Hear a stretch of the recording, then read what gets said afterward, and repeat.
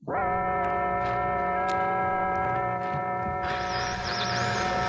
too bad you guys in Houston didn't come along for the ride.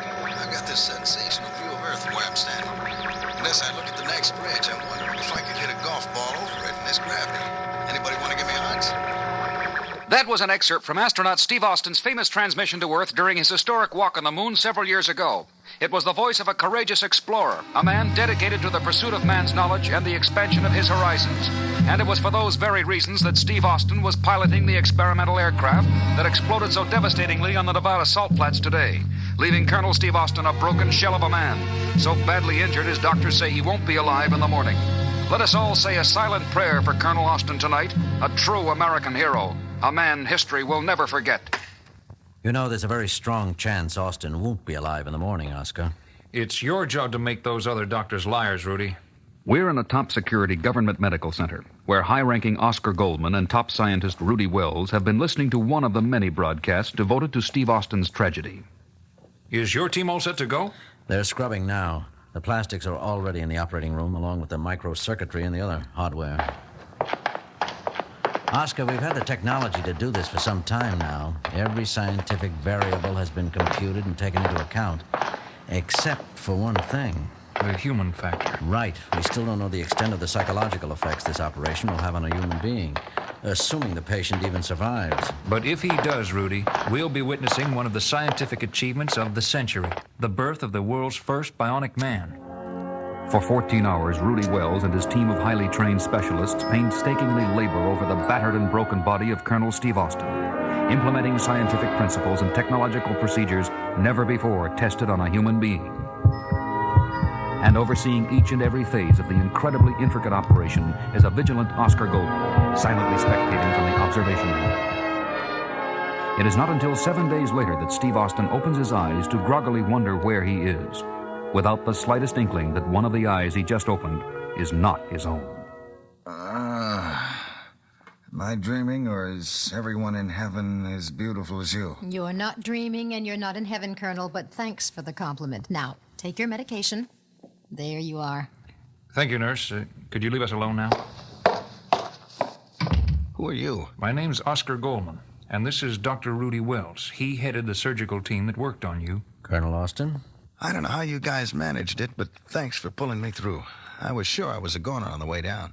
How do you feel? A little dragged out and groggy, but otherwise great. Like I've never been better. That's exactly right, Colonel Austin. You never have been better.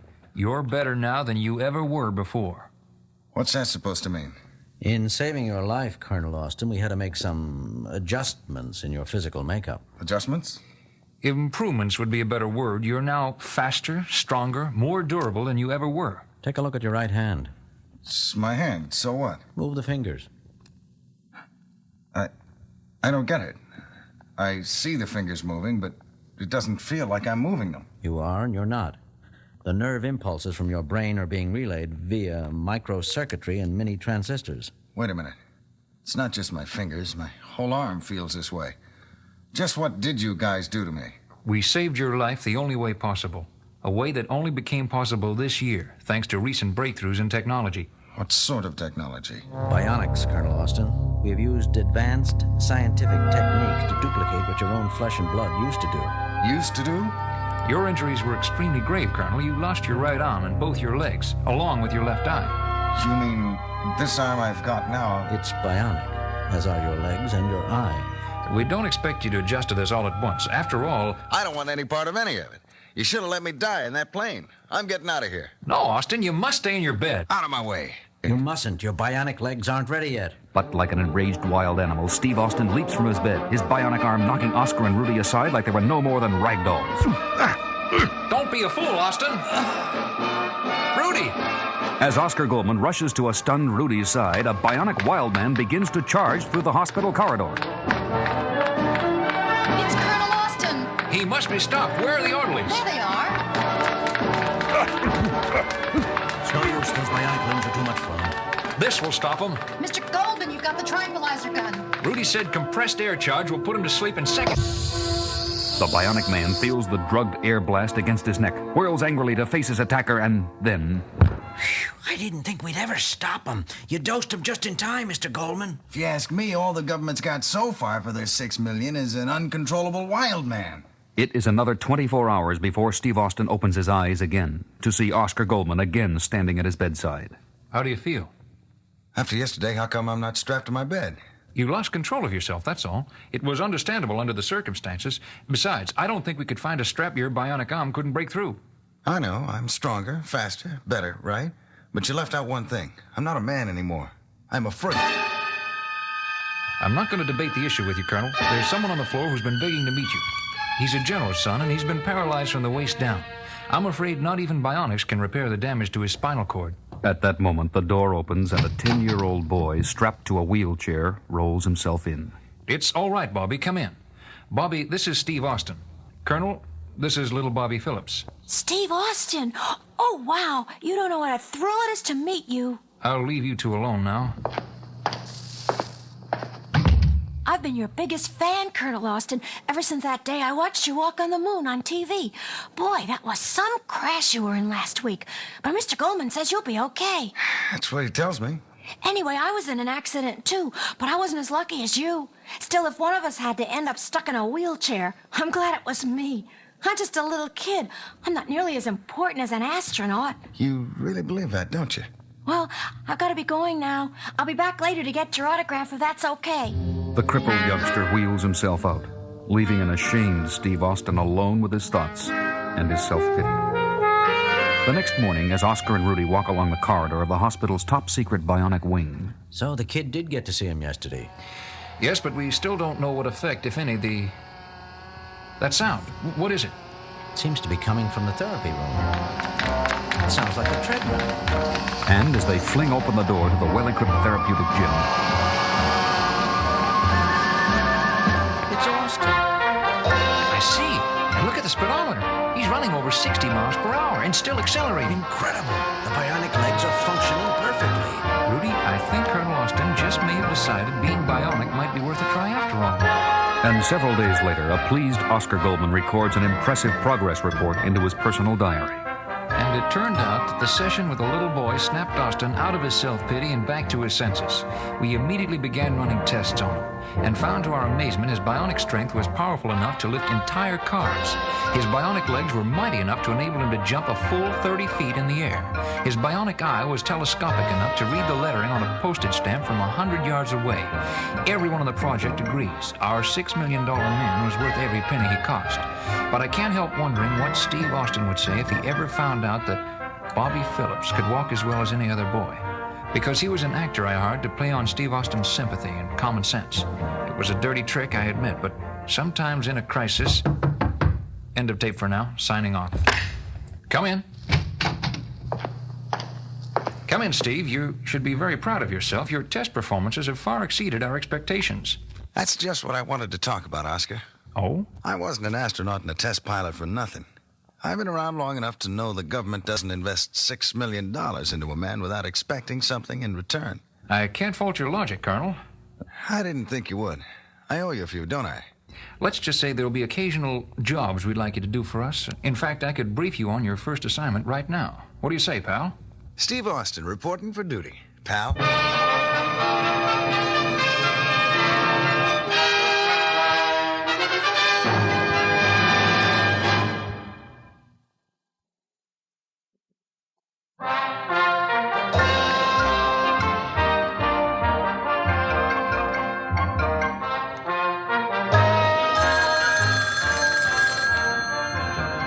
Centrifuge chamber, Weingart speaking. Yes, Mr. Goldman.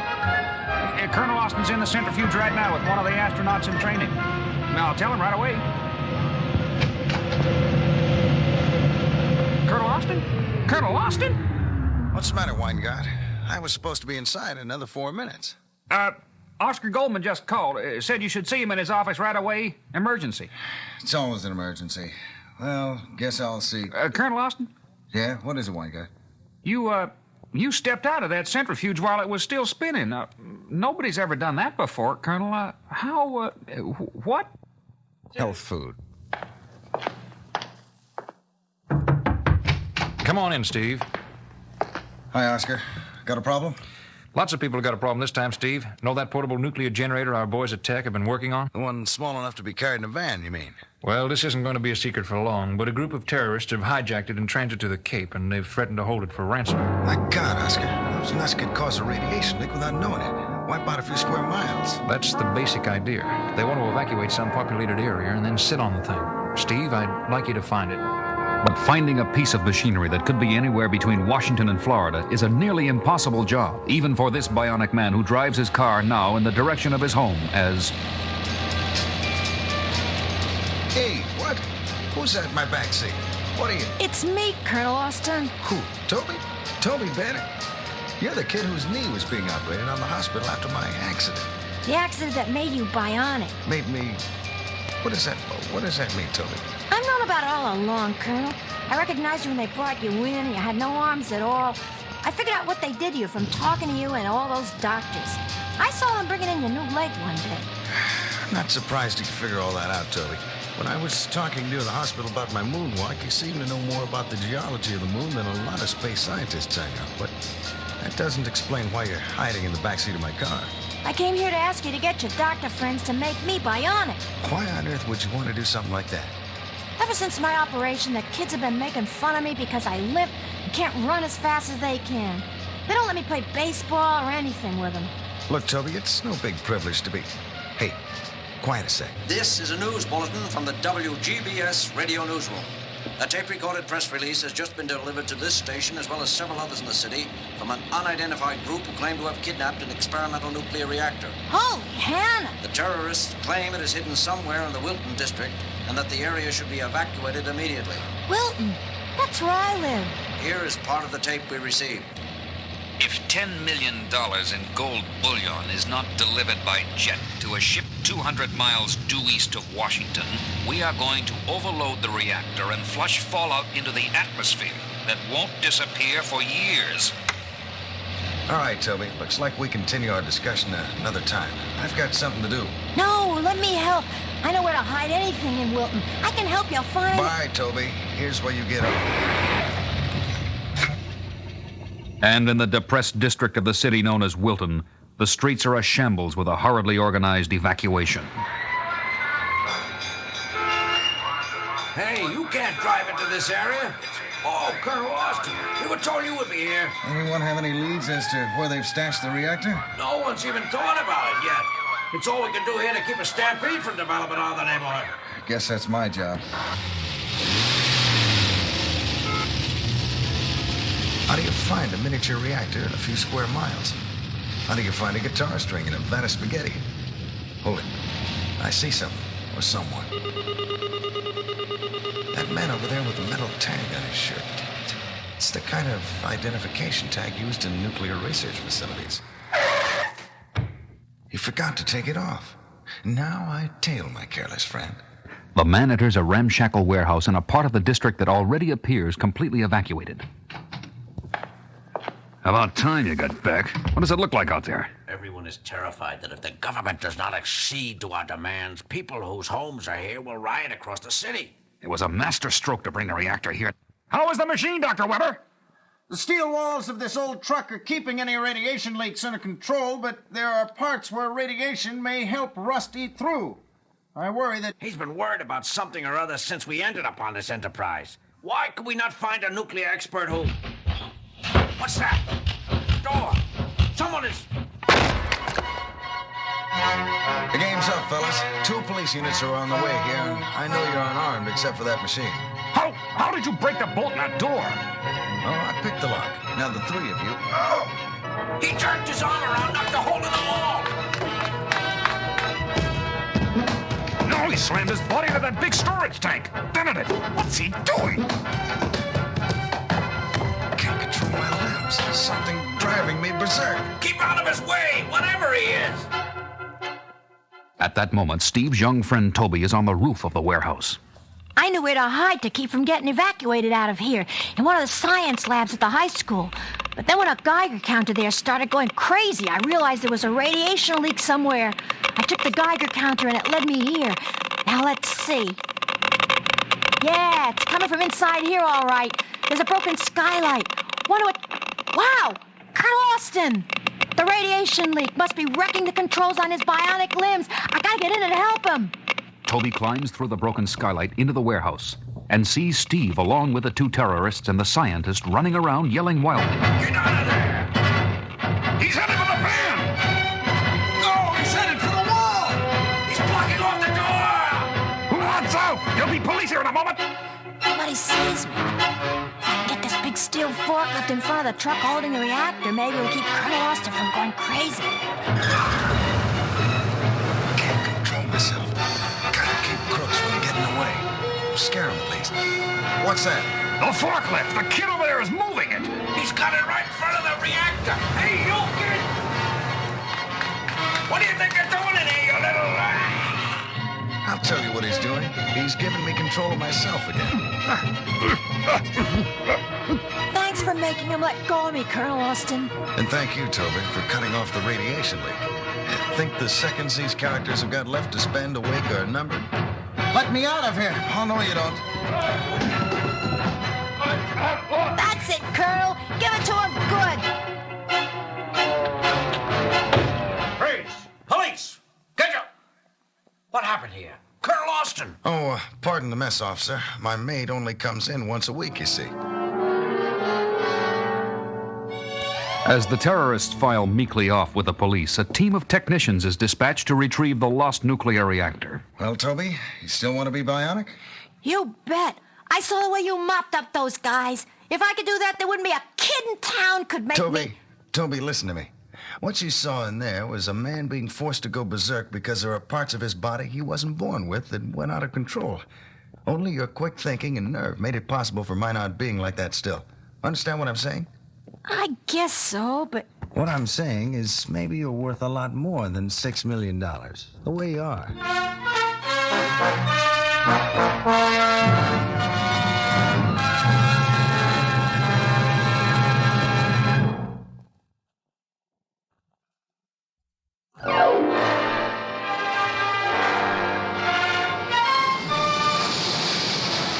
A crisp autumn morning at Langley Air Force Base, where there seems to be no sign of life except for a black limousine speeding over the deserted runways. And in the back seat sits a grim General Hickman, the commanding officer of Langley. And next to him, none other than Oscar Goldman. Is the evacuation complete, General? Complete, Goldman. All my men are off the base, but I don't like it. Still, you were right. No sense risking their lives against something we don't know how to fight. The mobile phone. I'll take it. Goldman here. Well, keep searching the base until you locate him. Austin hasn't checked out, so I know he's on the ground somewhere. We need him desperately. Where's the super tank now, General? Still advancing from the south gate it demolished. None of our minefields or heavy artillery could even put a dent into it. Who would have thought an enemy tank, for God's sake, could actually be smuggled over to invade a U.S. Air Force base? It's already happened, General, and it isn't difficult to figure out what its target is. Yes, our new rocket sled installation. If it's destroyed, a research in ion propulsion will be set back for months, maybe even years. Giving our adversary across the sea the jump they'll need to finish their system first. And I'm afraid they'll succeed if we can't find Steve Austin in time. But at that very moment, elsewhere on the base, a shimmering shape suddenly appears out of thin air. A shape that takes on human form, finally crystallizing into focus, revealing itself to be none other than Steve Austin. But even though he indeed looks like Steve Austin, the thoughts coming from within are someone else's. So this is 1976. It appears my teleportational coordinates were accurate. I recognize the landmarks of Langley Airfield from all the visual research tapes I've studied. It's just as archaic as I imagined. Steve, there you are. We've been looking all over the base for you. That man is Oscar Goldman. My studies indicated he was Steve Austin's friend and superior. Therefore, for appearances, I must do as he says. Don't just stand there. Get in. We don't have a second to lose. As the limousine quickly accelerates across the evacuated base, Oscar Goldman outlines the crisis at hand. And so our rocket sled has to be protected at all costs. All costs, you understand? And there's the super tank, gentlemen, coming up on us at 3 o'clock. Look at that thing. A soldier's nightmare. You think you can handle it, Steve? Child's play. Nothing more than a crude vehicular unit equipped with elementary explosive armaments. Steve, can you handle it? No problem that I can surmise, Oscar. Shall I intercept the enemy now? I wish you would, son. That tank is on a direct beeline with the rocket sled installation. Go to it, pal. Look, that blasted tank is turning to aim its turret gun directly at Austin. He doesn't have a prayer now. Prayer has nothing to do with bionics, General. But even as the huge barrel fires a massive explosive charge at its human adversary... Look, he's jumping straight up, 30 feet into the air, letting the blast pass under him. That's only for starters, General. Keep watching. Incredible! Now he's landed on top of the tank, buckling in the armor plate roof. How's that for an encore? He's grabbed the barrel of the turret gun and is twisting it back like a giant pretzel. Goldman, I'm amazed. Everything you said about bionics is true. But without warning, the super tank pivots and halts, while its momentum hurls its unwanted passenger to the ground. He's down! Steve! Mercilessly, the enemy turns and accelerates forward toward the sprawled fallen figure. Oh, my God, he's trying to run Austin down.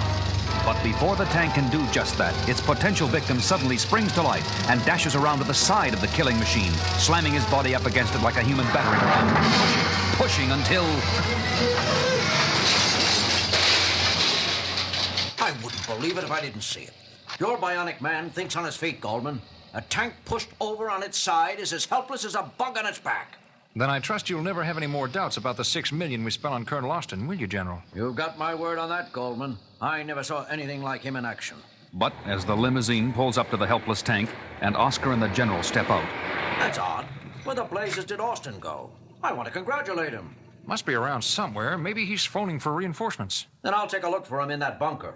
But no sooner has the General left the scene when... Oscar, what's all the commotion? There you are. What's the big idea sneaking up behind me? What are you talking about? And where did that mean-looking tank come from? Hey, pal, this is no time for a sense of humor. Do I look like I'm joking?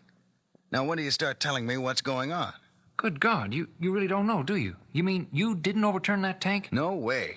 For the past hour, I've been conducting inspections in the underground bunkers. I only came up a few minutes ago to find the base deserted. What I want to know is, what did I miss? You missed seeing yourself in action, pal. There was another Steve Austin here, and he performed bionically just as well as you. And more than likely, he's still at large somewhere on this base. It is several hours later that we rejoin the elusive Steve 2, concealing himself on the confines of a narrow alley between two concrete bunkers, as his identical counterpart passes by. The real Steve Austin has been methodically searching the base for hours now in an attempt to find me. And with his bionic eyesight, no doubt he eventually will. So it is better that I find him. Suddenly, Steve 2 dashes out from between the bunkers, only to come face to face with his own image. Steve Austin, allow me to introduce myself. Good grief, Oscar was right. You really are my double. In appearance, yes, but I assure you I am not bionic. But the way you handled that tank. I merely simulated your bionic feats with the use of a portable biopower pack I'm wearing under my clothes. It boosts my own strength and other physical capabilities to a level equal to yours. But such a device would be far beyond any technology on Earth. Beyond the Earth 1976, but not where I come from. The Earth of 2976. You see, I have journeyed to your time era from the far future. We have to go somewhere and talk. But if anyone sees two Steve Austins together... I have an idea. Why don't we use our respective abilities to run around the perimeter of the base so fast that we'll only be blurs to any onlookers who see us? Good thinking, Steve. Almost in perfect unison, identical pairs of legs start pumping up and down like pistons as the two identical astronauts begin their bionic run. I can't believe you are really a double of me. And your name's really Steve Austin. The odds of probability, Austin. Down through the countless generations that followed you, it was inevitable that someone would eventually have your name and features. It's just simple mathematics. Simple to you, maybe, but now that you're here, what do you want? A very simple favor. I merely want to do a job for you, Colonel Austin. According to our historical records, you are destined to pilot your government's experimental rocket sled tomorrow. Am I correct? So far. Keep talking. In my era, mankind is dedicated to helping one another. To help another is the only justification for our existence. Selfishness has not existed for centuries. That's good to know. When a person in my era locates his ancestral double in time, it is his duty to travel back in time and help his double through a key event in his life. The event I've chosen to assist you in is your historic rocket sled ride. And if you don't get to fulfill this mission, then I must return to my own era in shame, branded forever as a disgrace and a failure. And as their blurred bionic run comes to an end in front of a large hangar at the far end of the base, I'm not due to pilot the sled until 1800 hours tomorrow. In the meantime, you can spend the night in this empty hangar. Does this mean you'll let me perform my mission and fulfill my destiny? Seems to be both of our destinies, doesn't it? I'll think it over tonight and let you know my decision in the morning. I cannot ask you to be any fairer than that. I'll see you in the morning, then. but as the real Steve Austin leaves, he would be shocked by the grim thoughts running through his double's mind. I could only tell Steve Austin part of the truth. History decrees he will ride that sled tomorrow, but it also decrees he will perish when the sled malfunctions and explodes in use. I could not tell him that it is my duty to take his seat on that sled and die in his place. From what I've studied of my ancestral double's courageous feats, he would try and stop me from boarding this sled. And this I cannot allow. The rule of history must not be changed. The next morning, after a night of heavy deliberation, Steve Austin once again arrives at the hangar and enters. Steve 2, it's me, Austin.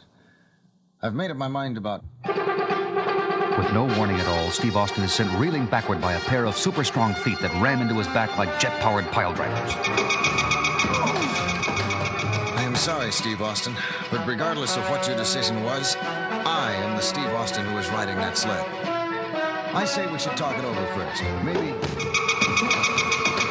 Again, the man from the future attacks, this time swiping Steve with a clamped double fist that sends him hurtling through a wall.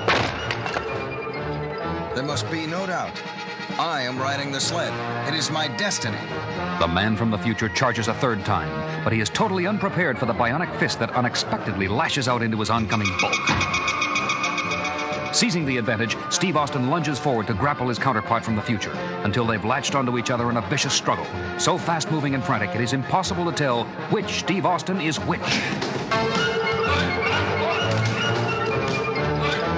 Until only one Steve Austin remains standing. But which one? It is nearly an hour later as the final countdown reaches its last stages. And Oscar Goldman, General Hickman, and others watch the revving rocket sled from the mission control bunker. Let's hope the ion engine is functioning correctly this time. With Steve Austin at the controls, I can assure you the engine is in expert hands. After what I saw Austin do yesterday, I can't argue with that. Could I have that mic, Corporal? Thank you. Steve, I know you're not relayed to answer, but good luck. We'll see you at the end of the run. 3, 2, 1, 0. Look at it go. Accelerating even faster than we hoped. It will be breaking the sound barrier in another... Good God, it exploded when it hit Mach 1! Steve! Steve! Later in Oscar Goldman's office. Mr. Goldman, the reporters are still outside. They want some sort of official statement on Colonel Austin's death. Get rid of them, Corporal. Tell them I'm not ready to make a statement yet. Tell them anything. But the next moment, a shimmering shape appears in Oscar Goldman's office. A shape that takes human form to become Steve Austin. Steve, is it really you? It's me, Oscar. Not my double from the future. I'm back. But I don't understand, pal. Back from where? We thought your body was vaporized by intense heat of the crash. It was you in the sled, wasn't it? It was me, although I had the fight of my life, keeping my double from taking my place. But how did you survive? Simple. At the last split second before the crash, I faded away because I was teleported to the future by my double superiors. You wound up in 2976? But where was the other Steve? Back in the hangar where I left him solidly unconscious. That's what surprised my rescuers in the future. They thought they were bringing back their own Steve Austin. It turned out he made a mistake. In researching my life, he read the mistaken reports of my death that the reporters filed today.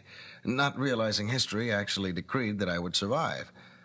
But I imagine they're telling him all that now, because he was transported back to his own era the same time they returned me to 1976. Phew. It'll take me a while to sort all that out, but the important thing is you're back, safe and sound. That's right, Oscar. Now all you've got to do is dream up a story for the reporters explaining how I miraculously survived that crash. Wait, where are you going? You gotta help. Not me, Oscar. After all my time traveling, I need a long nap. See you later, pal.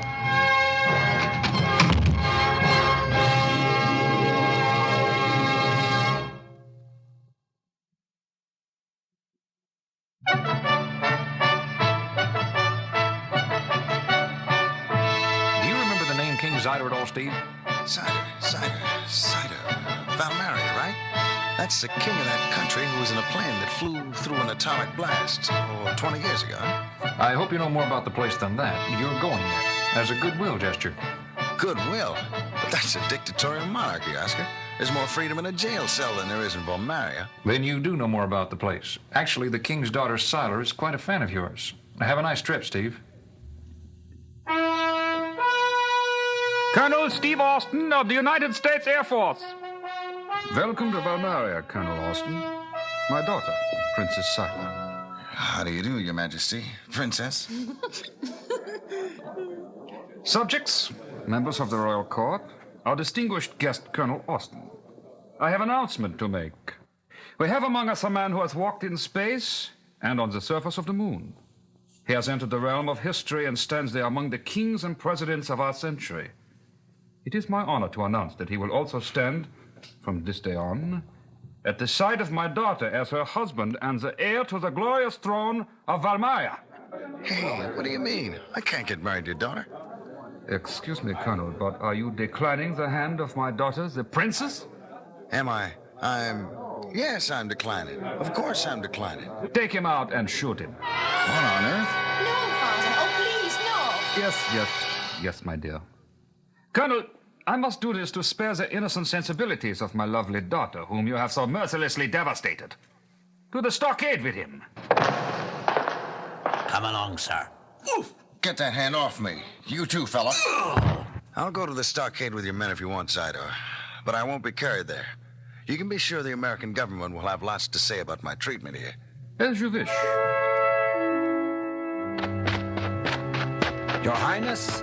God, would you please let me talk to the prisoner alone? Of course, Your Highness. His Majesty your father has issued a solemn proclamation that his subjects obey your will as if it were His Majesty's own. Thank you, God. Steve? Oh, Steve Austin, I cannot believe you are really here. You better believe it. Your old man put me here. No, I mean here in Valmaria. Oh, please consent to marry me, dear Steve. It's the only way my father will release you. Princess, aren't you awfully young to be going around hunting for a husband? I'm very advanced for my age. For any age, really. Didn't you wonder why my father was acting as he did? I certainly did, but I figured once I got out of here, that was a problem for the diplomats. Hey, what's that noise? What noise? That noise. Like a mob or an army. Mob? Army? The rebels. Oh, no. They're massing against us. They've been threatening for weeks, but I never thought they tried to come. They'll storm the palace. They'll kill us all. If you'll excuse me, Princess. You're breaking the door off its hinges. Looks as though I'll be making my exit ahead of schedule. Hey, who goes there? Was that a man? It went by at the speed of a locomotive. In seconds, Steve reaches the palace and pushes the great door open. Zydo, I want an explanation for this madness now, before that oncoming mob makes chopped meat out of you. Austin, how did you get out of the stockade? How did you get past my guard? From the sound of the goings-on at the palace gates, I'd say you've got more pressing things on your mind about now. How about that explanation, eh? All right. She's upset now. She's out of my head. I can't control myself. Control yourself? Who's out of your head? My daughter, Siler. The atomic blast. You know about the atomic blast I was caught in 20 years ago? The one everyone thought I escaped from unhurt. Thought? It did something to you? It did something to my offspring. My wife died in childbirth, you know, and my little girl was amazingly intelligent almost from the moment of birth. More intelligent than most heads of state. What's more, she has some sort of mental link with me, and having a stronger mind than I have, she can make me do whatever she wants mentally. The atomic blast did that. She is the real ruler of Valmaria. She made me bring you here. Well, sorry I can't stay and tell you how amazing that story is, King Zydo, but I think your subjects have just broken into the palace. They've broken in. They want to kill me. What do I... Stay where you are and don't move. I'll be back. Promise. Get Zydo! The royal guard! is helpless before us! Quiet, everyone. Calm down. Hold it. You've got the palace. Now, what is it you want? Freedom! Liberty! Sidor's head! We've got the princess! We want the king to sign this paper! Princess? Where's the princess? What paper? We will execute the princess and chase the king to the ends of the earth unless he signs this document. Let me see this. Freedom of speech, of the press, freedom of religion, right to assemble, innocent until proven guilty. Sounds good to me. I'll talk to the king. And signing that is the only way to save Siler. That's the way I see it, Sidor. Give me that pen. I'll put my name and seal on. Something's wrong. I can't bring my hand down to it. My daughter is controlling my mind again. She won't let me do it. That irresponsible little brat. That means she's not upset at the moment, at least. I wonder what they're doing to... Oh, wait. I'm freed again. Something just happened to make your daughter alarmed and let you go. I hope I'm on time. What? What are you rabble doing? Why are you hoisting up this cage? If that American friend of yours does not return with the signed liberation document in the next few minutes, we are going to cut loose the cage you're in and let it and you fall into the well, 100 feet below the surface. We may not have a few minutes. The rope holding her cage is weakening, going to break. Oh, I'm starting to fall. Help me, someone. Steve. Oh, dear Steve. Save me. The well below her has a heavy rock rim above ground level. The rope broke. She's falling. America, look how fast he's... Putting his body feet first into the wall around the well. The rocks are falling across the mouth of the well. It's closed. The well is closed up. Princess, you all right? You didn't fall very far. Your cage fell on the rocks that just collapsed over the mouth of the well. Yes, Steve. I'm just a little shaken. Wait. Here it is. The document. I signed and sealed it. You can free the princess now. You can release her. Sidor, the tyrant! I'll stop him! One bullet from this gun! No! Oh! You assassin? Here, this'll take care of you. Father! Oh, this is my fault. Father! Are you all right? I think so. That bullet made a part in my hair. More than just your hair, Your Majesty. You should have that grazed skull looked at. Never mind me. Here's your precious document, and here's freedom to do everything except abuse your freedoms. I see you're not stopping me from giving this to our people, daughter. I wouldn't stop you, and I don't think I could anymore. You were grazed on the skull. Your mind is your own again, my father, and you are welcome to it. As our people are welcome to their new free lives. Tell me, Princess Siler, your father explained about your being able to control his mind because your genes were somehow changed by his atomic bomb accident. But did that bump on his head really end your ability to control him? Oh, Steve, dear, you are perceptive, aren't you? Let's just say he won't have to worry about being his own man ever again. Then something has changed. You've grown up a lot today, young lady. I'll grow up a little more sometime, Steve. And maybe I'll see you again when I do.